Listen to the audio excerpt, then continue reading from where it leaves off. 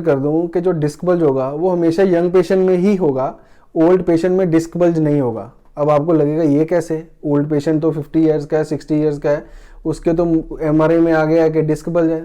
अब मैं आपको सारी बात क्लियर करता हूँ। जो डिस्क होती है, जिसको हम पूरा उसके पार्ट्स होते हैं, एनुलर रिंग्स होते हैं, न्यूक्लियस पल्पोसस होता है।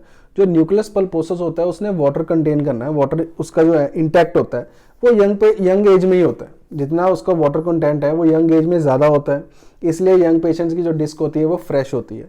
अब यंग पेशेंट्स जो हैं जो सिटिंग ज़्यादा कर रहे हैं, अपनी मूवमेंट ज़्यादा कर रहे हैं, तो बार बार वो क्या करता है, वो वाटर एनुलर रिंग्स को तोड़ के या उसके साथ ही वो बल्ज आउट हो जाता है। तो इसलिए डिस्क बल्ज भी होता है वो यंग पेशेंट्स में ही ज़्यादा होता है। इन द कॉन्ट्रेरी अगर हम ओल्ड एज की बात करें तो जितने हमारे बॉडी फ्लूइड हैं, मान लीजिए जब हमारा कार्टिलेज होता है नी का, वो भी सूख जाता है। डिस्क भी है, वो हमारा डिस्क का अपना वर्टिब्रा का, हमारी स्पाइन का कार्टिलेज है, वो भी सूख जाती है।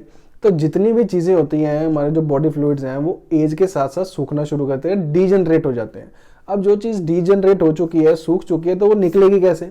इसीलिए जो 50-60 ईयर्स वाले जो पेशेंट्स होते हैं, 50 नहीं आप 60s ले लीजिए, वो वाले पेशेंट जो होते हैं उनकी डिस्क ऑलरेडी डीजनरेट हो चुकी है, सूख चुकी है, उसमें वो एक्यूट स्लिप डिस्क होने के चांसेस जो है वो लेस देन 1% होते हैं। बहुत रेयर केसेस होते हैं जिनको हो जाता है।